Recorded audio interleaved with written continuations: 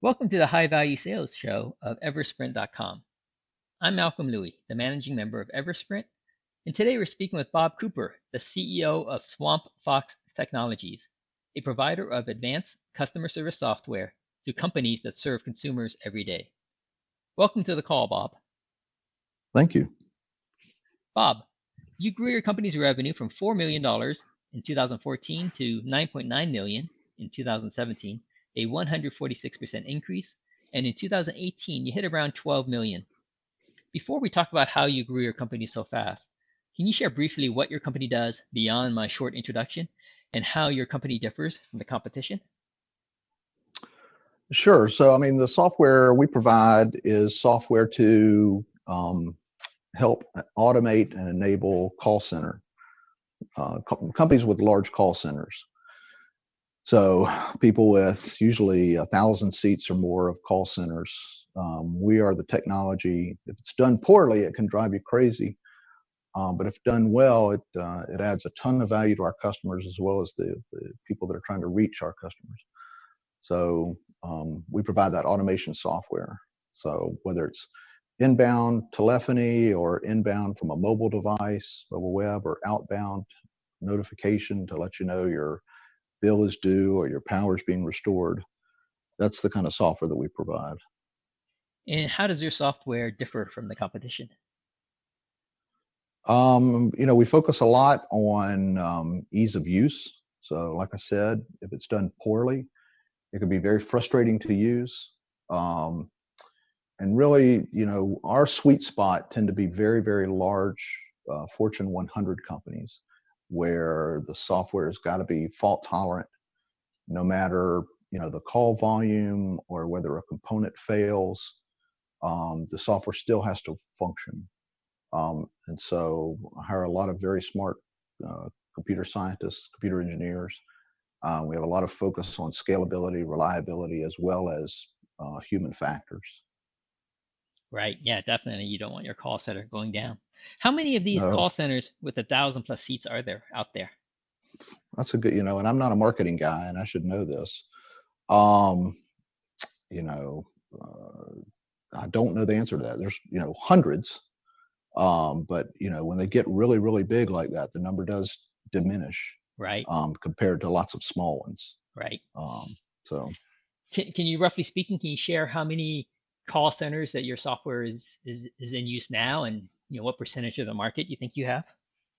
Well, it's hard to say what percentage of the market. We play today, and it's kind of our background. We were an acquisition by Avaya. So we were a bunch of engineers that worked for Avaya. We built their self-service platform as engineers for Avaya, and then 10 years ago, we left the company, primarily to help meet the needs of the channel. So Avaya had a great platform, but there was really a lack of talent to write applications that ran on that platform. So the market that we've addressed over the last 10 years has primarily been the Avaya-centric market.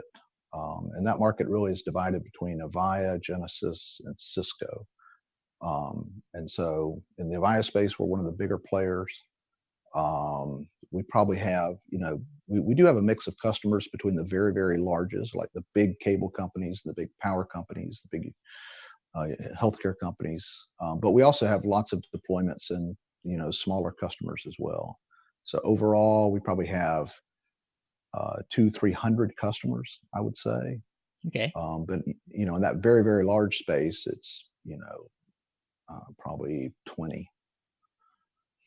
When you say very large, very, very large space, you're talking about like the Fortune 100 space? Yeah, yes, with like Okay. a 5,000 member kind of call center size. 5,000 Right, around. Wow. Okay. right. So what Big, kind of big, big. company has a 5,000 seat call center? Well, like a big cable company will have that many agents. Okay. So. And these are typically, they are sitting all together in one enormous building, or are they scattered throughout the world? These 5,000 seats? No, they're usually, they're scattered. Typically, they're definitely not in one building. So that's what makes the problem interesting, and some of our solutions help address that issue. So, if you call a big cable company, and the way that industry grew was through acquisitions over time. So, they typically will have branches throughout the United States. They'll have call centers in different geographical regions within the U.S. on different time zones, but then they also have uh, call centers, BPO call centers in other parts of the world. So, one part of our software that we've designed for that market is very good at routing a call, looking across all the different call centers across the country and routing you to the agent that can answer your call the quickest, taking into account the time zones and the languages and the estimated wait time of that particular call center in real time. Ah, very nice. So, based on what buttons I might press while navigating, your software will connect me with the person who's best able to help me wherever they may be sitting, assuming that the connection quality is good enough. That's true. So either button presses or now it's moving into more speech or natural speech. But that's correct. Getting you to that agent. Um, so if we route you to the wrong agent, it turns out to be a poor experience for you, and it's also pretty expensive from a customer perspective. As here, my client, when I say customer, from their perspective as well, for an agent to talk to you, find out you've reached the wrong agent, transfer that call somewhere else. Hopefully, there's no additional wait time when you go to that second agent. Make sure all the information is collected either in the IVR or the first agent gets passed on to the second agent. So that's all part of the solution that has to be solved, Right. or problem that has to be solved. Oftentimes when I contact some companies, I end up repeating myself multiple times, saying the same Sure. thing every time. Is that simply because each department is isolated and they don't share information, or is it because they just don't have the right tools and software to do it?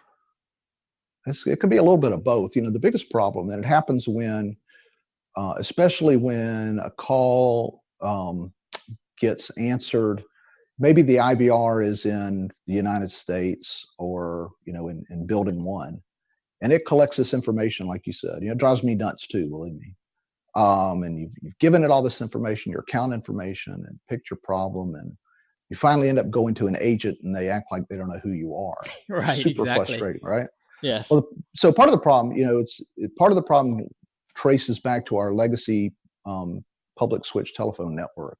So when you transfer a call, if you transfer a call like within a company or with over a private network or something like that, they're able to send a piece of information such that when the call lands at that destination, it can go look up that record.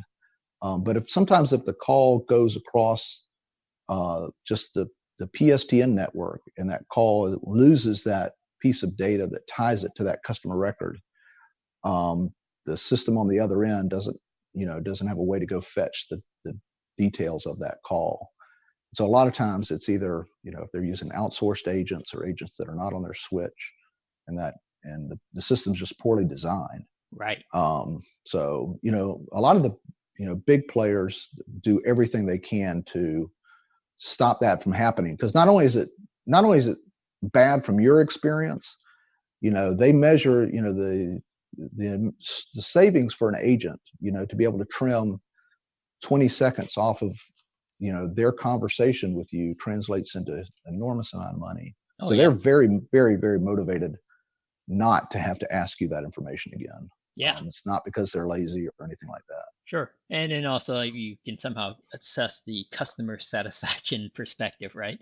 Right. Shorter hold times, wait times, problem resolution times is definitely better than longer, right? You don't want someone to be Oh so yeah. irritated that they start posting on social media how they spent the No. last 45 minutes, with a company and they got nowhere with them.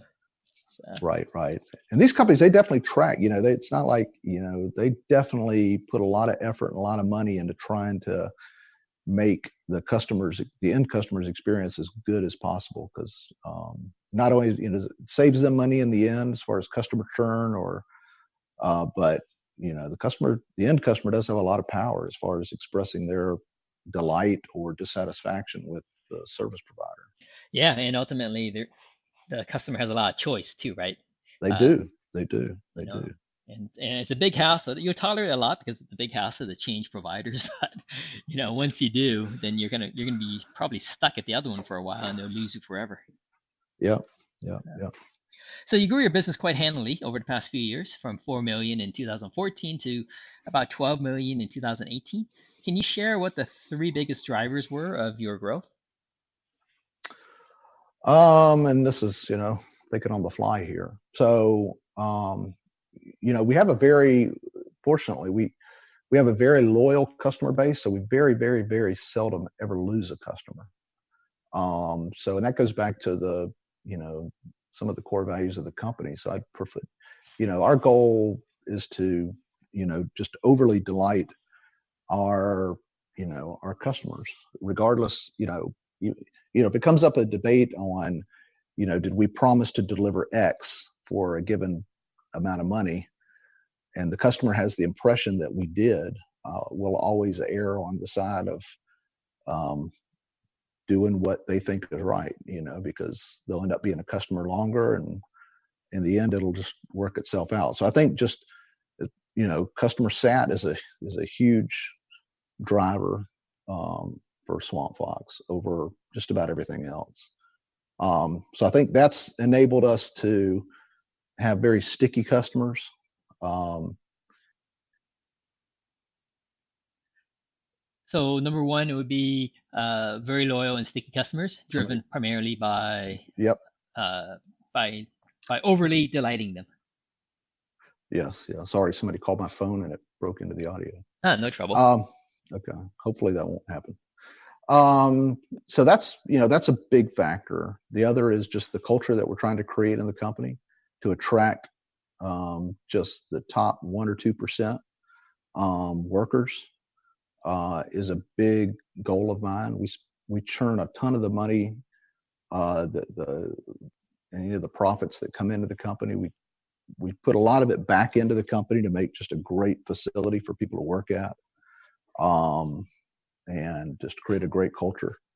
I've worked in a lot of big Fortune 500, Fortune 1000 companies that had great people, and the culture was not where you'd want to spend your whole life.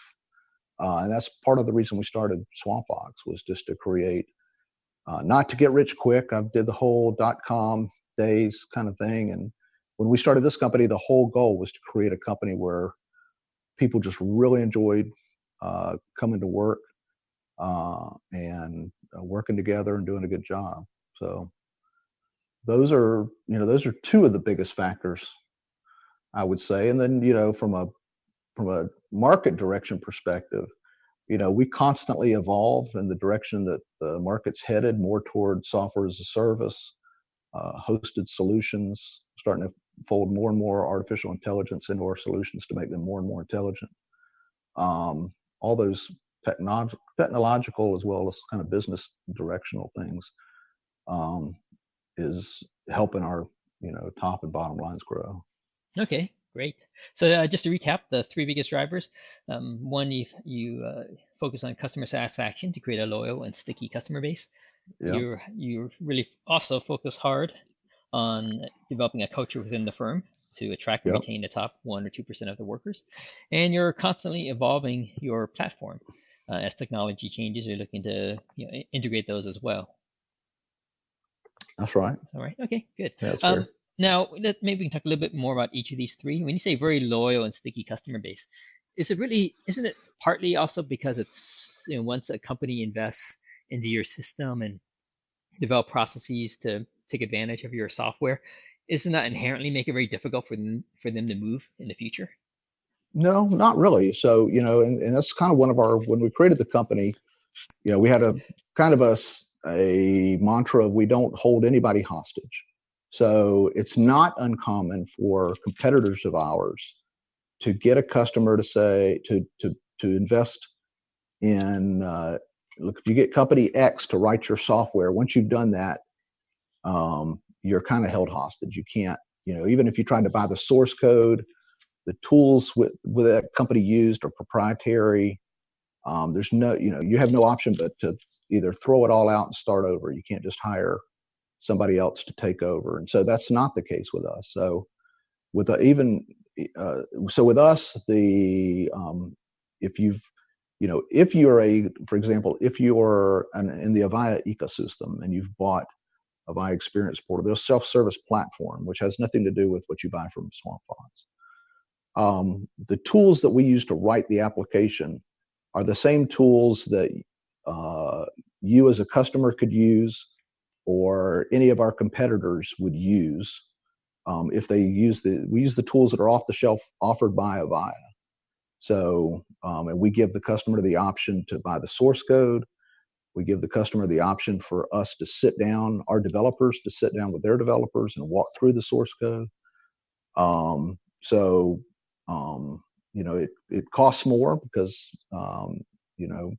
there's a lot of work involved in that, but we definitely won't hold you hostage. And we work with a lot of companies. We have a good number of customers. A lot of these big customers have development shops. And a lot of those customers say, look, we're new to Experience Portal, or we don't know, we need help writing this application. As opposed to us saying, well, if we write it, we're never going to tell you about it. We're going to hold you hostage. We're much more flexible. Say, look, we'll work with your developers. We can either write it from scratch and then do a knowledge transfer and turn it over to them, or we can do a component of it if we need to work with some developers and kind of a co-design kind of thing. And even in our hosting environment, we host it on the same platform that a customer would buy and put in their own shop. So, I make a promise to anybody that's hosted. I said, look, if you want to take this out of the hosting environment and bring it in-house, not only will we enable you to do it, we'll help you do it. If you're unsatisfied with us hosting the solution for you, shame on Swampfox. Right. So now, when you develop your software for a particular client, how much of it is custom and how much of it is something you repurpose from another client? Right. Kind of depends. So we do own everything we write.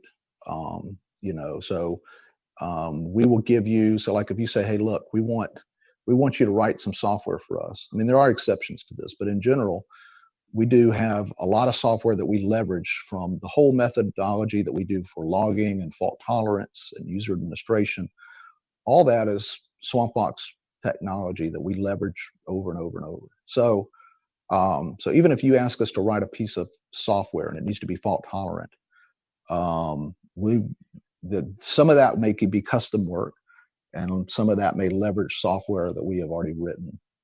But in general, besides that, we really have kind of two classifications of software. We have packaged software that's literally, a packaged solution, whether it's a callback solution.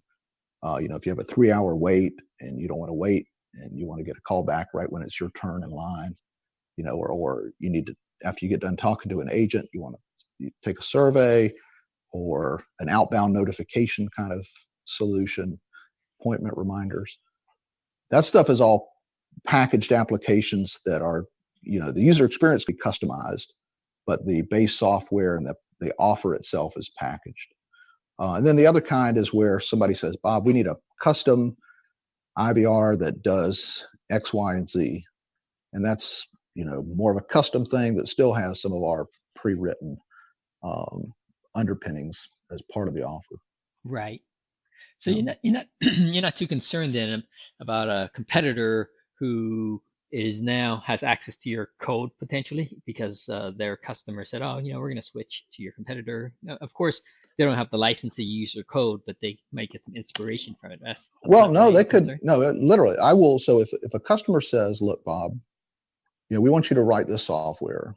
And even in the case where I say, and we want to buy this, rights to the source code, custom software, they want to buy the rights to the source code. I want you to, and we need to reserve the option of firing you and going with somebody else. That is, the rights that I give them is not only the rights to look at the source code, they can modify the source code, they can build derivative products on the source code. So they could take our source code and I'll go through my developers when they do this, and we'll walk through the source code with them and tell them how it works.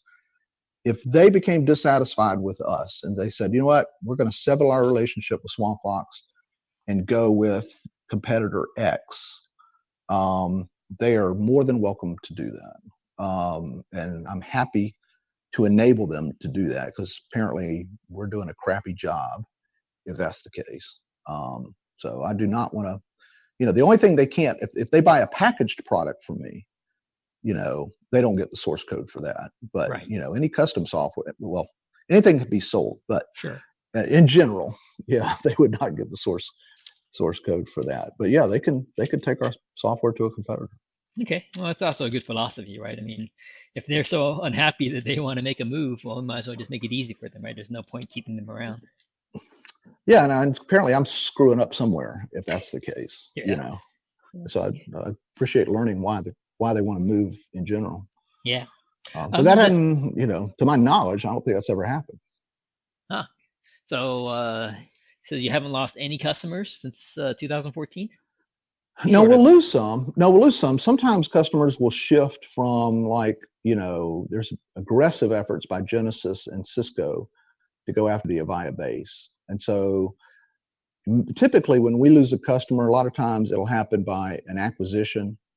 And that acquiring company will have a different technology, and they say, you know what, we're a Cisco shop.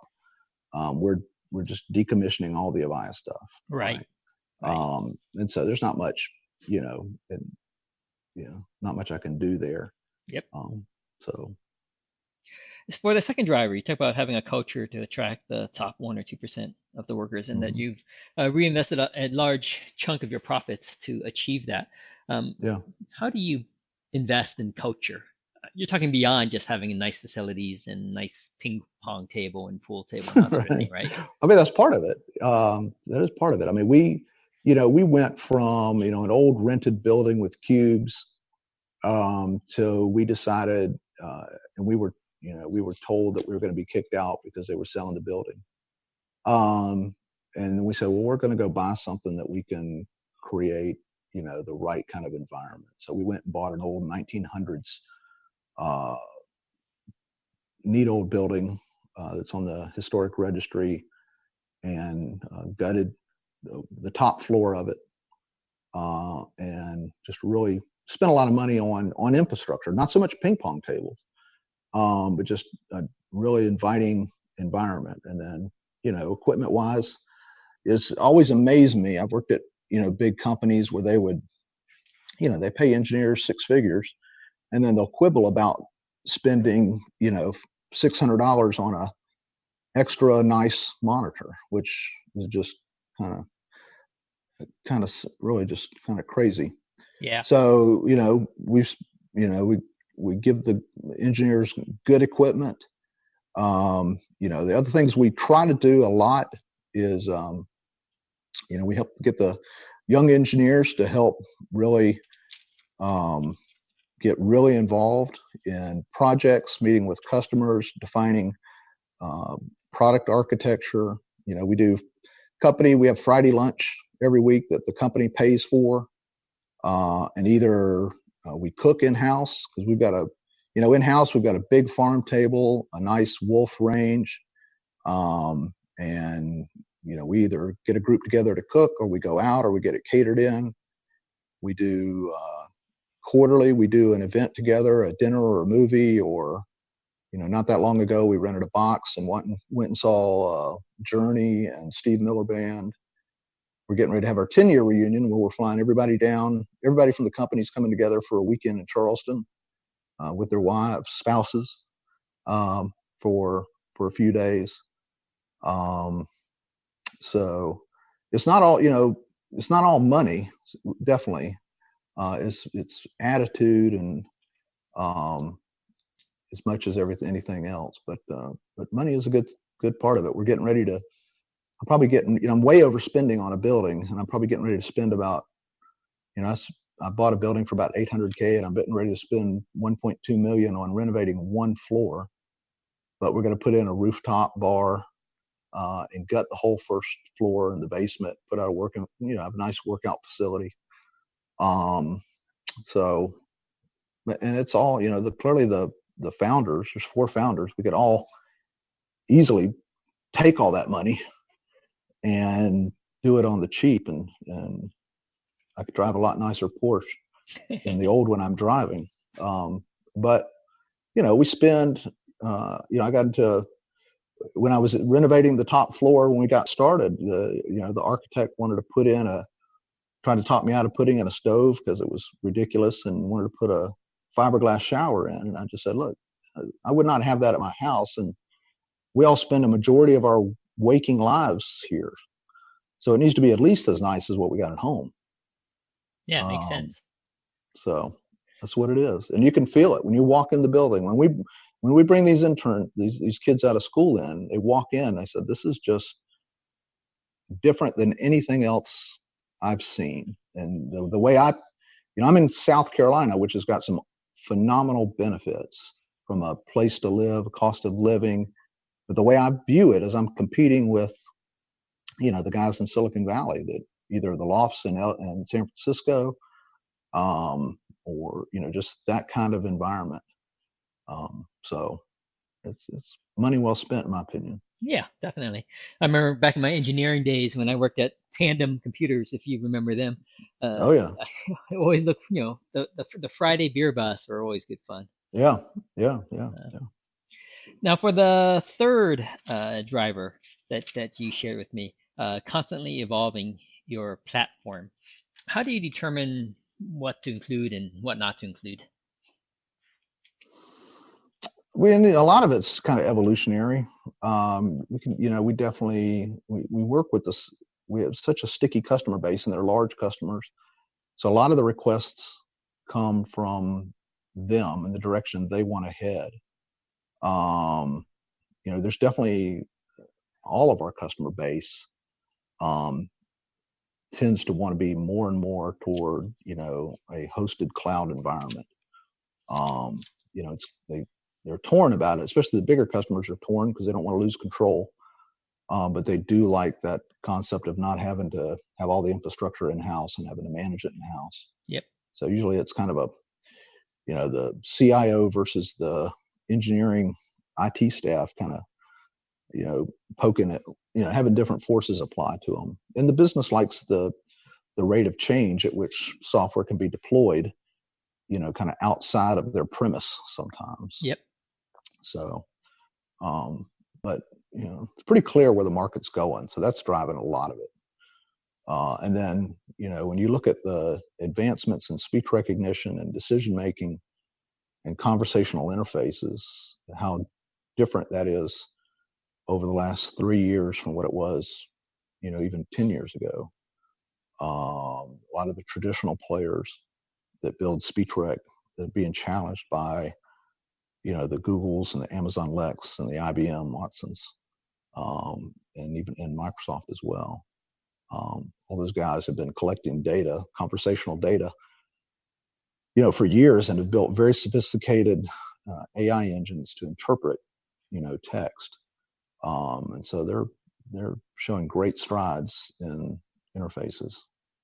Um, When you design your software for your clients, are you involved with their overall big picture customer experience strategy, or do they already have that laid out and say, yeah, we're gonna have three different tiers of support. Everyone right. gets the first line no matter what, then second and third, and they just bring you in to facilitate that, or are you part of that Usually, overall? usually we're yeah. Usually we're involved from the beginning. Sometimes they're trying to figure it out. They may have a mandate to, expand beyond the voice channel. Got to have more sophisticated both chat or mobile web, and they want to have, instead of three separate, a lot of times the way that stuff evolves is somebody at the business says, hey, we've got to have a chat solution, and they'll go off and do it kind of independently of the other channels. And then, that goes well for a while, and then they kind of go, we got to get all this stuff together because we don't have a consistent view of the customer's journey from the time they first reached us, from coming on the web or coming into chat to how then they got escalated over to a voice agent. We have no way to view cradle to grave what happened. And so, sometimes we'll get brought in like when the stuff's coming together to say, help us, we got these 3 stovepipes. You guys did the voice stuff. Can you help us get a handle on the digital channel and make it more consistent? Um, but very seldom do we, unless it's an RFP, which we don't do a lot of RFPs typically, because unless it's an RFP where they've kind of already got their minds made up or they think they do, and then you're kind of brought in a little bit after the fact. But even then, in the case of an RFP, there's still so much to be decided, and what they originally thought they wanted to do may not make sense once you really get down to having serious discussions with the business and what their long-term intent is. Right. Right. Now, is it simply a money issue? Why they have different tiers of support? And oftentimes I call up my cellular service provider, who shall remain Mm-hmm. unnamed, and Yeah. the tier 1 support that they give you, the person who answers the phone, they're just going through a script, having you do all these silly Right. little things that, in my mind, I'm Right. thinking this has like zero relevancy to my issue here. Right. But it takes me Right. 45 minutes before they pass me to someone who might be able to help. Right? Is it Right. simply a cost issue why they don't just bring on board someone who can solve my problem right off the get-go? And some companies do that, right? You call them and there's someone who can almost always solve your problem right on the spot. But Yeah, kind of, I think it depends. I mean, it definitely cost is a factor, I'm sure, because, sometimes, the solutions are, if you're talking about, let's say you're a cable provider and you're providing, and cable providers have all kind of service now, right? It's not just a set-top box. They're providing even cellular service now. And you've got, and it's frustrating to us engineers that have usually, when we call, we've already diagnosed as much as we can. We've rebooted the thing, we've unplugged it, we've seen if we got an IP address, we've done all this stuff, which is kind of unusual from an overall customer base. So they do have the problem of there's just such a wide variety of customers that reach in, and you're bringing up the case of why do they? Problem is they treat everybody the same. So yeah, I won't say that, and it's probably impractical to staff, have every call handled by a tier 4 super knowledgeable, consultant. There's just, sometimes it's pretty complex to debug some things. right. So, what, we're, the trend really is now and we're doing, it's a little bit different answer to your question, but maybe it'll give you a sense. What we're trying to do now, besides trying to understand what a caller says, in a more fluid way, which is, you'll see a lot, kind of the Apple Series stuff, but in IVR space, we're trying to predict why a caller is calling. So, and we're trying to make the experience, the self-service experience, as caller specific as possible. So it would be, our goal is for, if you call the service and I call the service, we get much different experiences tailored toward various items. And the items clearly can be, the what's going on. Simple example would be is service out of my area. It would be a kind of a brain dead example, but also it could be based on, how often do I call, my sophistication level, what products do I have, can it run a quick diagnostics even while the phone's ringing to see if my service is up before you even talk to me. There's definitely a goal, because it not only does it make you happy, the longer you talk to the wrong person, it's just more expensive for, the client offering you that service. It's all wasted time, and they're doing everything they can to make first call resolution. That's what they measure. They measure, how often can we resolve it in the first call? How long did it take us from the time you first called in until we had that issue resolved? How many times did we have to transfer that call to a different person? All of those things are strikes against the customer service department.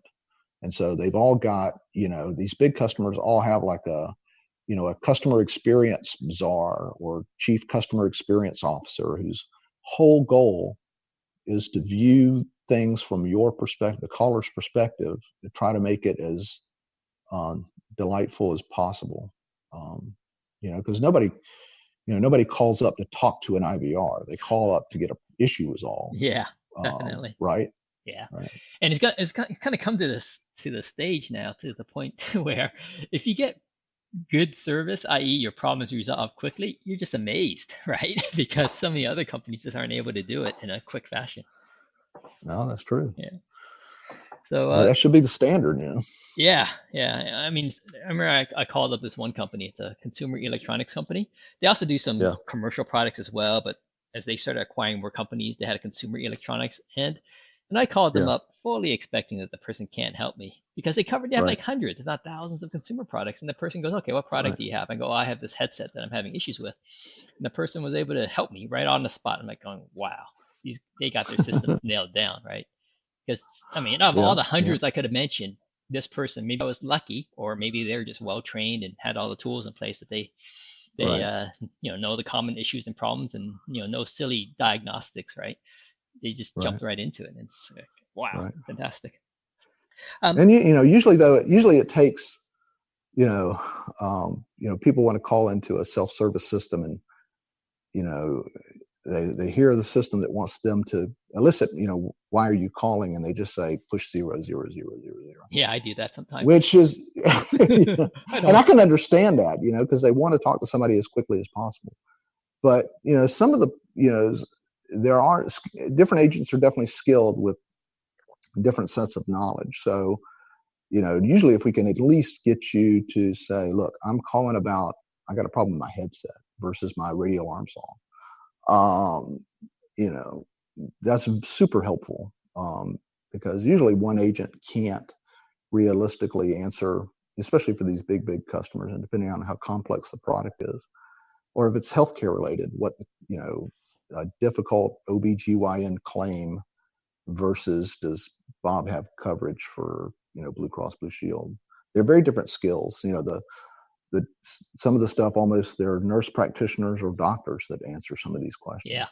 questions, because they just get very complicated. And so we do try to get some information for you, really in the goal of cutting down the amount of time you got to get spent Yeah. And, talking to the and wrong person. and at the same time, right? I mean, if they can reduce the call resolution time, that's that much fewer people they need to have on staff to provide that service, right? Right. So. Right. It's a win on both sides. Looking forward a little bit to 2019, you were at 12 million for 2018.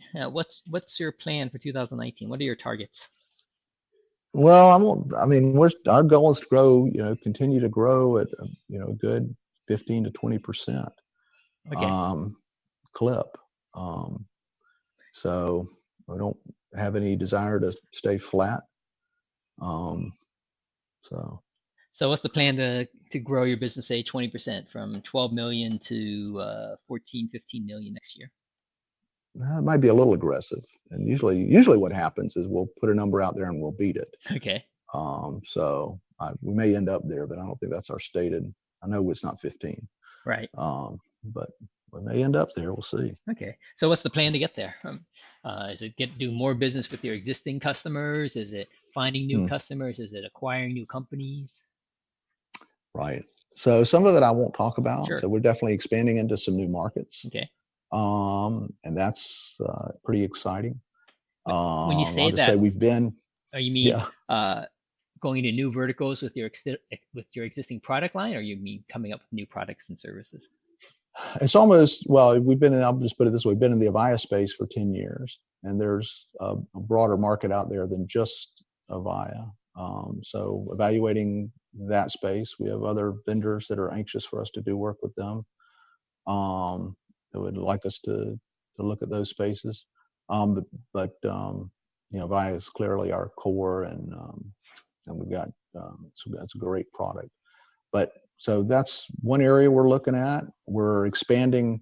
When we started this company bootstrap, no salary. So when you do that, it's kind of custom software to get started, professional services, and then we've added, had that fund product development. So really, the where we're investing more and more is on more and more products, new products, and more hosted services, taking our products and offering them much more in a monthly recurring revenue model in a hosted environment. We're looking seriously at some verticals. We've got a lot of experience in some big verticals. But so all three of those are in play right now. Right. Okay. What do you see as your biggest marketing challenge to achieve your targets? Well, today we do almost no marketing. We have our biggest, that's the problem with having an engineer run a company, so we've grown engineering staff well, and product managers and strategy and all that's going well. Where I have not invested where I need to is really on the sales side and on the marketing side. So we're to continue to grow, these revenue numbers. We need to bring on more salespeople. We've been growing at this rate without adding a salesperson in 6 years probably. Wow. So right. So I'm trying to get out of doing sales. But the customers are loyal, and they, it's hard to not answer the phone and tell them to go work with somebody else Right. when they call. And they were, a lot of my customers were our very first ones. When you got 5 of us starting, and you're the CEO, your whole goal is to get revenue in. So you establish a strong bond with some of these first big customers, and they're still our customers, and I feel a lot of loyalty to them. But big challenge I think is really investing more in marketing, and then hiring additional sales staff, training them up. It's a call center software is not it's not selling boxes or widgets. It's a lot of it is a consultative sale. So you either have to have experience in the Avaya, Cisco, Genesys space and understand call centers, or you've got to learn it, and it takes a while. Yep. Now, why haven't you invested more in marketing and sales in the past? Is it just because of your engineering focus, like you said, or it's because your test marketing endeavors just didn't work out as you entailed, hence you didn't really pursue it as aggressively? Well, I mean, we have to a degree. I mean, but a lot of it's kind of been, internal. So I hired, a great head of marketing who's also running sales for me, though he's not a sales guy, a few years ago, and then had really started filling in with product managers, because we kind of transitioned once we started building product. I said, look, we've got to really transition to a product company where we've got, roadmaps and all the product documentation and release information and all that goes along with products. So we've been investing in that regard. And to be honest with you, we're just flat out busy. So if I hired 5 sales guys, I wouldn't have been able to fulfill the demand if they generated it. Right. So we've constantly grown engineering kind of ever since we started. And then, in the last 2 years, have really started bringing on all the stuff that goes along, with engineering. Right. And so, you mentioned before that your biggest challenge is investing more in marketing. Can you share a little bit more about that? Is it just simply finding the time to do it, finding the people, finding the outside vendors to do it, finding the right strategy?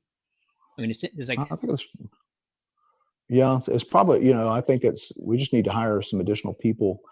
The guy I've got running marketing is just, he's running sales and marketing. So, really,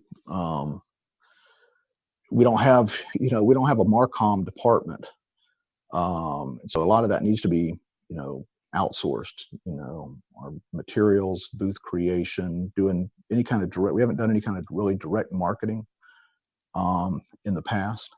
We're starting to create kind of small video clips to help people understand our product offers, what the solutions that what they solve, what the market is, but really haven't tried to do any, direct marketing for customers.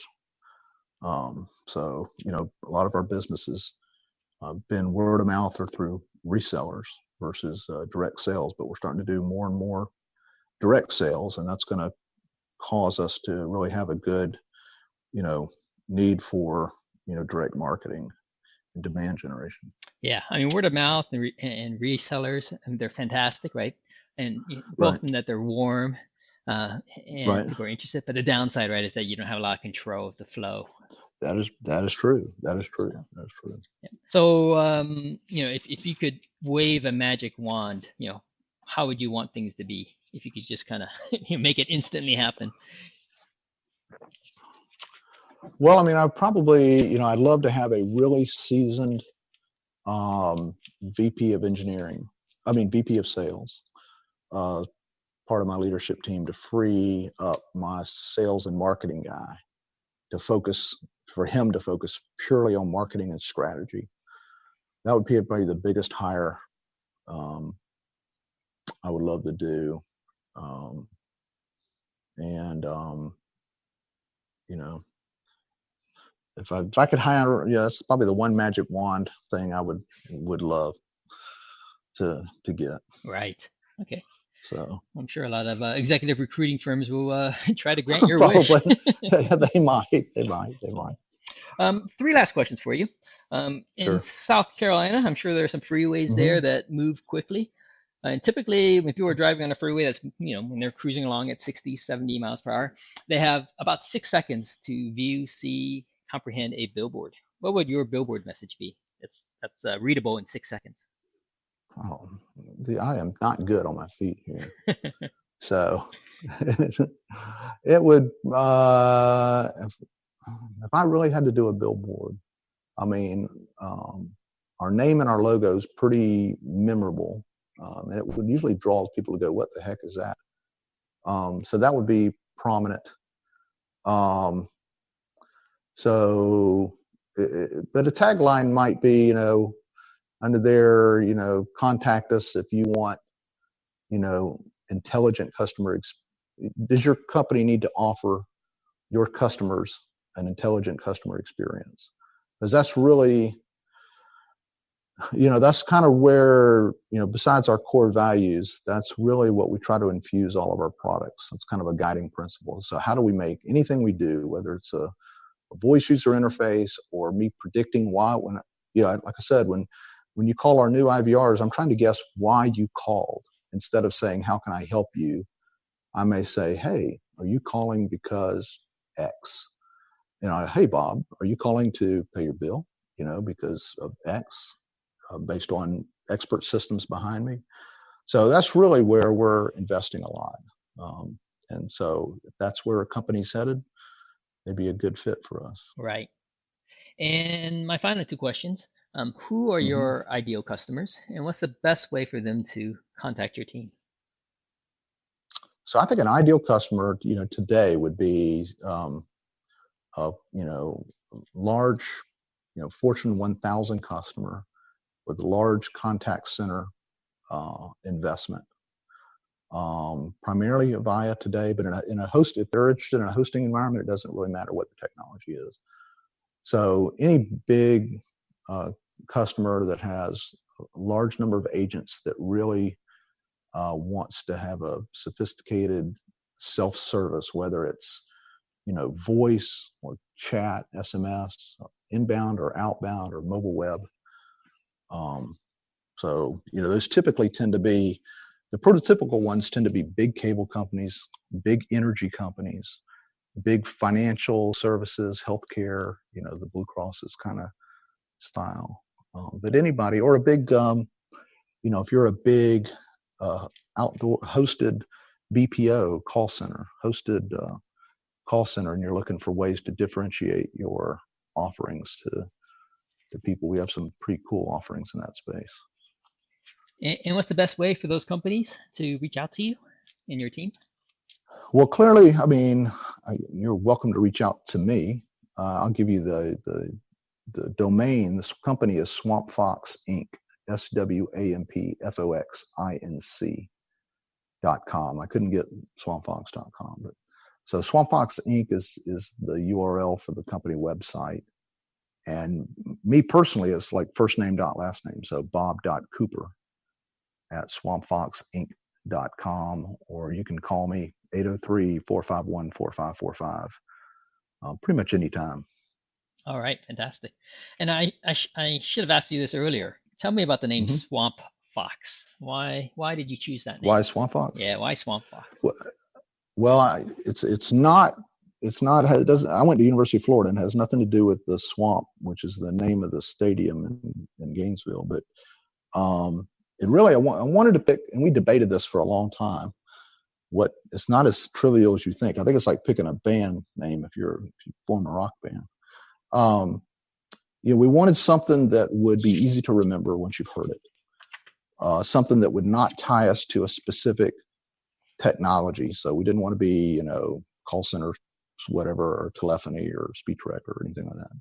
So I wanted it to be easy to remember, not tied to a technology. But the third is more of a trivia thing. South Carolina, during the Revolutionary War, if you're a history buff, the name Swamp Fox means something to you. So Francis Marion was a big, I guess his rank, I don't know if his rank was general, but leader in the Revolutionary War. So what most people may not know that, but they remember the character that Mel Gibson played in The Patriot, and that was right. That's who that was. He was his style.